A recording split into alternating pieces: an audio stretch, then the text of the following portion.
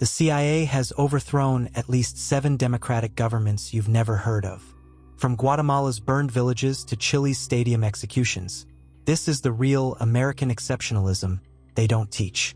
In the Cold War's shadow, the United States preached freedom, condemning Soviet tanks rolling into Budapest or Prague. Yet, in 1954, the CIA was orchestrating its own invasion Operation PB success in Guatemala. The teletype machines in Langley hummed, spitting out orders for mercenaries training in Florida swamps. Their target, Jacobo Arbenz, Guatemala's elected president. His crime? Legalizing unions and seizing idle land from the United Fruit Company, a U.S. corporation with ties to Eisenhower's inner circle. Arbenz reforms threatened the 2% of elites who own 70% of Guatemala's farmland.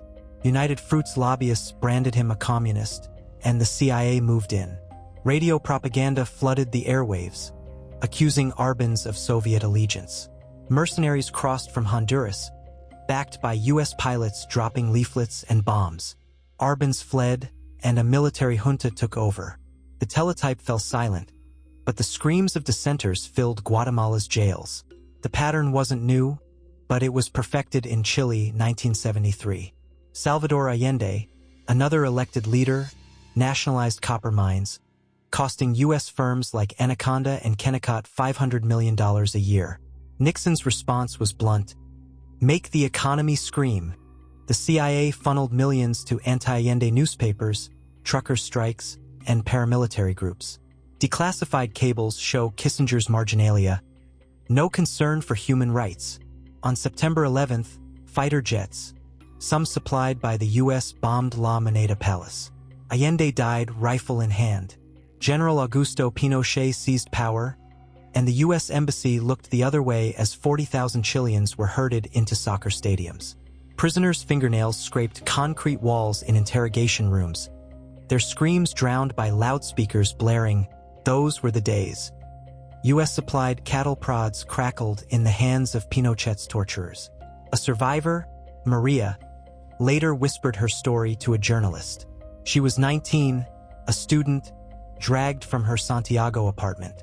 Blindfolded, she heard the song loop endlessly, a grotesque mask for the agony around her.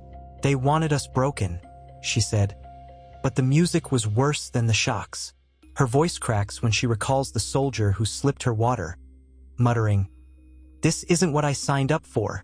Maria survived, but thousands didn't. The stadiums emptied into mass graves. Outside the torture chambers, a graffito appeared on a Santiago wall, fading in the rain. "Yankee go home, but take me with you." It was a plea and a curse, scrawled by someone who saw the paradox of American power, destroyer and promised land in one.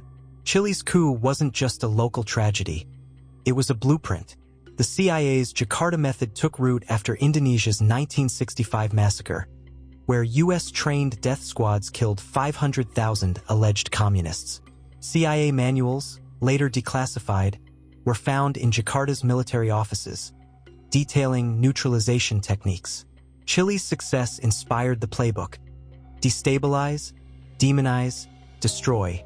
Pinochet's regime shared advisors with Indonesia, their torture methods mirrored in blood-soaked villages half a world away. But the most damning evidence wasn't in the torture chambers.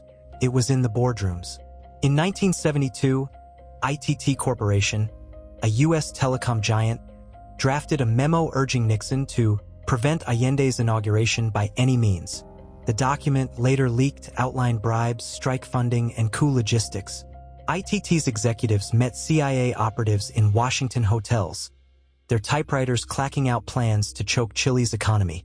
Declassified files show ITT's $1 million pledge to the CIA, a drop in the bucket compared to the copper profits at stake. Guatemala's story didn't end in 1954. By the 1980s, the CIA's junta had birthed a genocide.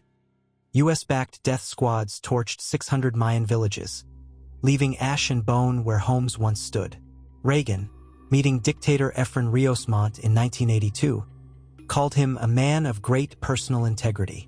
The next day, Montt's troops massacred 162 villagers in Dos Aires. Survivors described the sound: children's cries cut short, machetes hacking through wooden doors, and the crackle of flames swallowing entire families. Declassified cables later revealed Reagan's advisors knew of the atrocities, but labeled the dead communist sympathizers. In 1996, Bill Clinton issued a public apology for Guatemala's horrors, admitting U.S. complicity. The words rang hollow. That same year, his administration approved $3 million in arms sales to Guatemala's military, still riddled with the same death squad leaders. The apology was a press release. The weapons were real. Haiti, 2004, followed the script. Jean-Bertrand Aristide, another elected leader, raised the minimum wage and taxed foreign corporations. The U.S. Embassy, backed by France, called him a threat. Declassified emails show Washington's role in training anti-Aristide rebels in the Dominican Republic. On February 29th, U.S. Marines escorted Aristide onto a plane bound for South Africa, exiled by gunpoint. The streets of Port-au-Prince erupted, but the coup held. A leaked State Department memo noted, Aristide's policies endangered U.S. interests. Haiti's poor paid the price. 4,000 dead in post-coup violence, per human rights reports. The evidence piled up in 2023 when declassified files confirmed what whistleblowers long claimed. Henry Kissinger, Nixon's consigliere, personally ordered hits on Chilean journalists critical of the coup. 1. Carlos Prats died in a 1974 Buenos Aires car bomb, his wife beside him. The order, scrawled in Kissinger's hand, read, "Eliminate obstacles." Haiti's 2004 coup echoed the same logic, corporate interests cloaked in anti-communist rhetoric, executed with clinical precision. The sensory details linger. In Guatemala, the acrid smell of burning villages clung to survivors' clothes. In Chile, the metallic tang of blood stained stadium floors.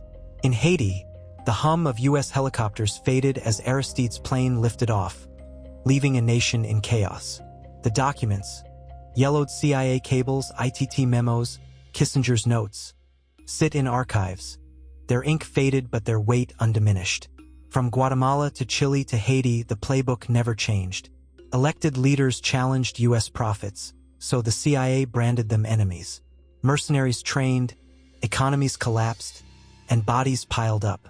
The teletype machines kept printing, the boardrooms kept scheming, and the screams kept rising, drowned, but never silenced, by the music of "Those Were the Days."